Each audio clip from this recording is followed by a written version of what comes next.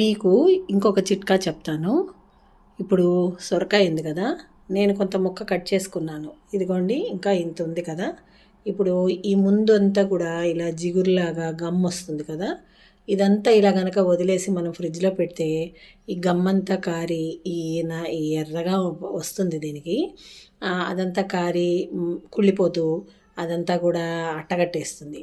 అలా కాకుండా ఇది కూడా ఫ్రెష్గా ఎప్పటికీ మళ్ళీ వాడుకునేదాకా, అంటే మళ్ళీ ఇంకా 2-3 రోజుల దాకా వాడుకోరు కదా, నిలవ కనుక ఉండాలి, మీకు ఈ సొరకాయ ఏం కాకుండా ఉండాలంటే దీనికి ఒక చిట్కా ఉంది, అది చెప్తాను, చూసేయండి. ఓకేనా?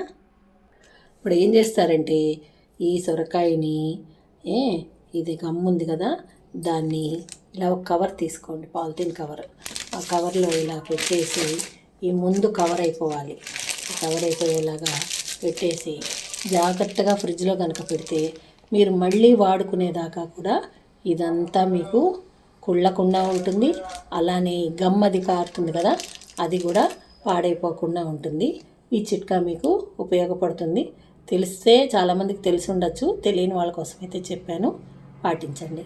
ఓకేనా? లైక్ అయితే చేయండి. బాయ్.